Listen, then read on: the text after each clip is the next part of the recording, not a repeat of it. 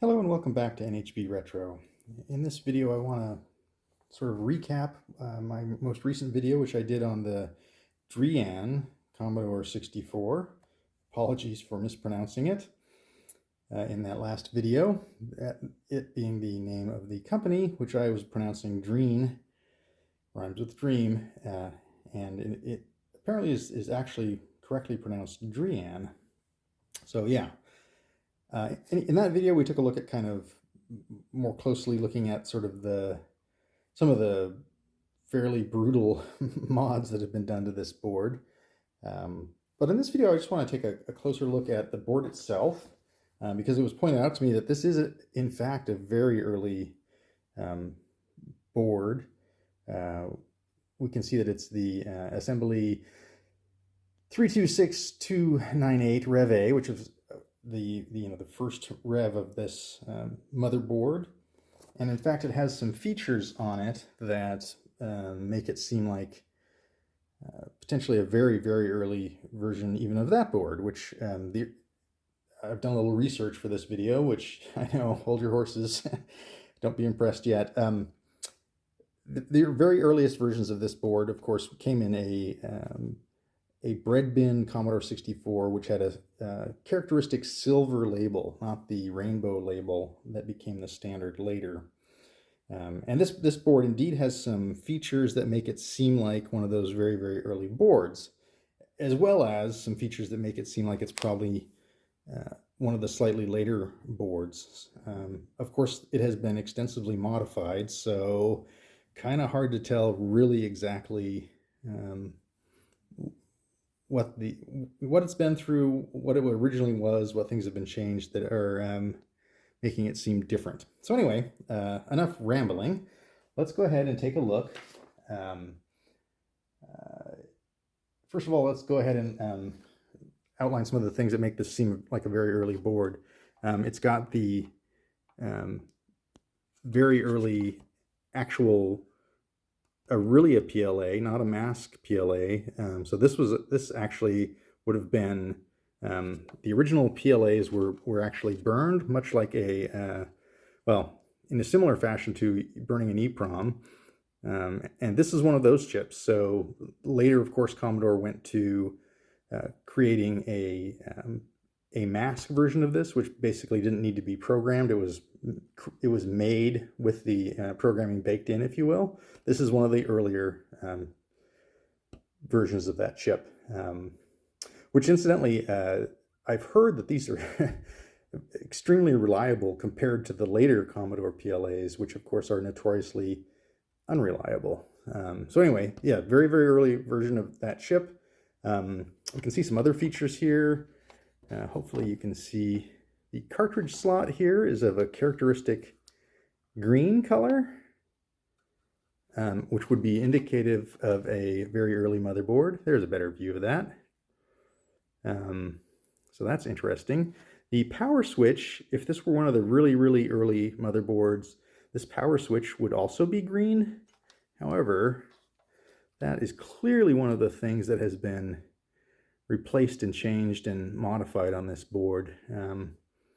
These mods over here, I'm still not super familiar with what they might have been for.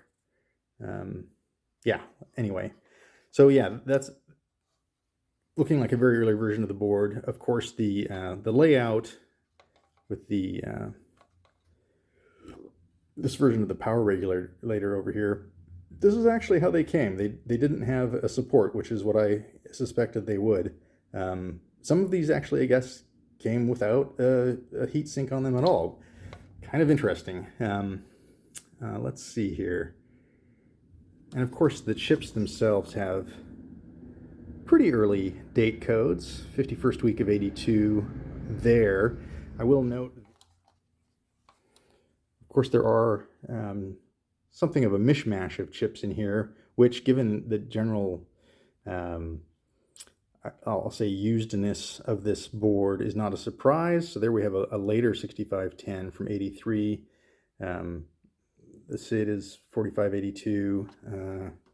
Yeah, so basically fairly early versions of the chips. And now I'm comparing that to,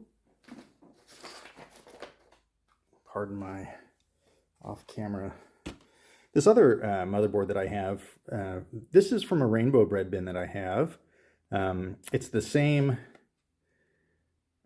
assembly number and revision, as you can see, hopefully, there we go.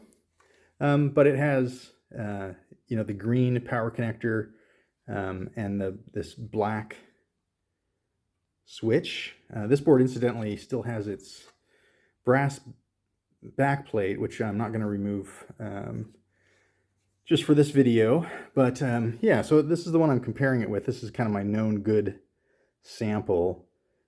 Pretty similar date codes on the PIA chips there.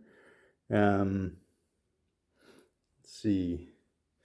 I suspect that's probably an actual PLA under there. I mean, like an actual programmable or programmed one rather than the mask PLA. Not 100% sure. The 6510 that is in here is one that I did replace as it was absent from this board when I got it. But yeah, this board, compared to the other one, of course, is in fairly pristine condition. There we can see what I believe to be the original orientation and execution of this heatsink on the power regulator, on the 5-volt regulator. Yeah.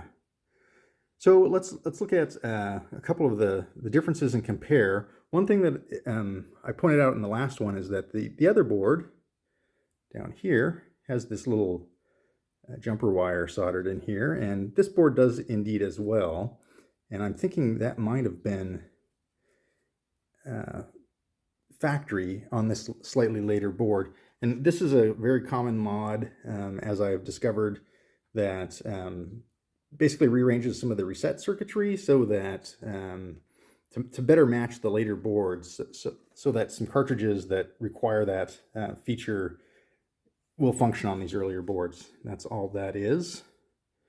But yeah, this board generally is unmolested by comparison. Once again, the board that came in the Drean does indeed have that little jumper. Now, for one of the more interesting changes that was made to this board that honestly didn't jump out at me right away, and it probably should have, and it might jump out at some of you, and that is that despite this being a fairly early board, the AV connector is the later style.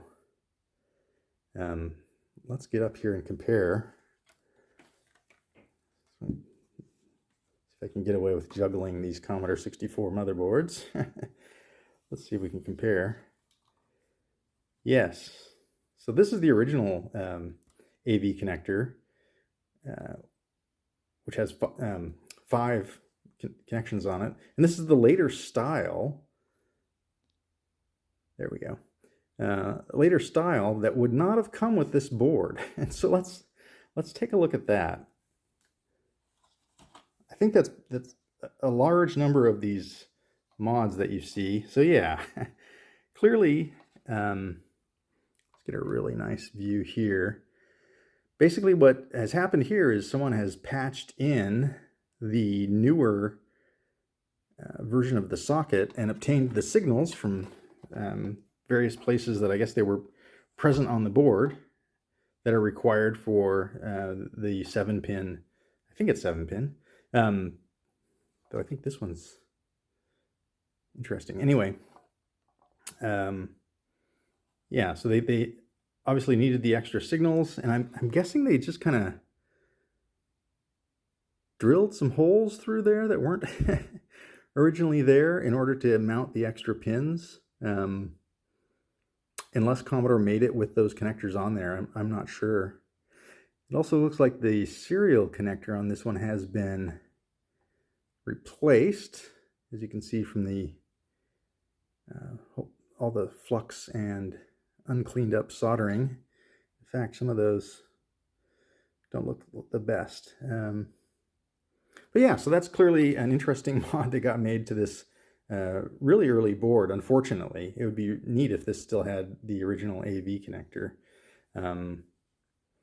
Yeah, so I think that about wraps it up for this video. I just wanted to kind of go over some of those changes and highlight the earliness of this board, because I kind of glossed over all that in my earlier video. Let's get a look at this. Some of this other, I'm not sure what that is all about. There's a bunch of paste of some sort there. Let's compare that really quickly to the original, just as the original would have, that one would have been at first, I believe. Can we tell any? Can we tell what's going on there? Yeah, I'm not sure what is up with that paste. I'm guessing that's not conductive. But yeah, some changes were clearly made to, that's all around the LED circuit, so I don't know what that would have been. Those look like the original solder joints to me. I mean, given the crudeness and the tendency to completely not clean up their new solder joints, it seems like it's easy to spot the changes. It's neat that they actually, and surprising, they actually tacked down this bodge wire here that brings one of the signals up to the AV connector. Yeah. Again, some kind of questionable soldering there. Oh, interesting. Okay, this says Rev D on this side, and I'm not going to take that one off there. Rev D. So if anyone knows, yeah, if anyone in the audience, which I'm sure many of you know way more about these than I do, if anyone knows the significance of the Rev D on there, that would be interesting to know. Of course, on the front, it says Rev A. So maybe some rev collisions there, or maybe they had different revisions for the back art as well as for the front. Yeah, so anyway, that was just kind of a quick overview of this really interesting little computer. Sometimes the lives that these things have led and the things that make them unique, as opposed to every other one that's exactly like it, are some of the more interesting things about them. Oh, just incidentally, I don't know. I assume this serial number was added by Drean. It does match what's on the case, and of course that means nothing. Yeah, it would be interesting to know where this came from.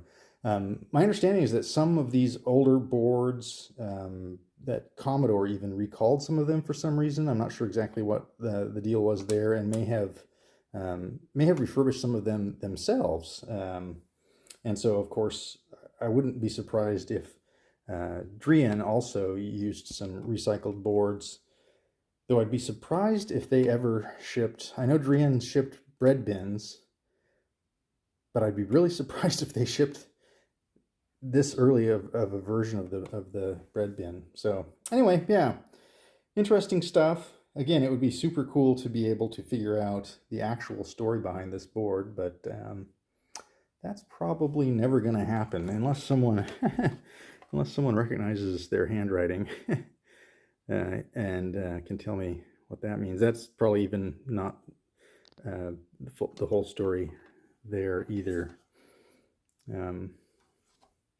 But with that, I'm going to wrap this video up. I just wanted to take a really quick look at this neat little motherboard. Hopefully you enjoyed it, found it informative. Again, many of you know way more about these than I do. If there's something I missed or something that I got wrong, definitely let me know. I always appreciate the feedback, even if it's correcting me on a mistake that I've made. So yeah, I'll let you go, and hopefully I will catch you here on the next one.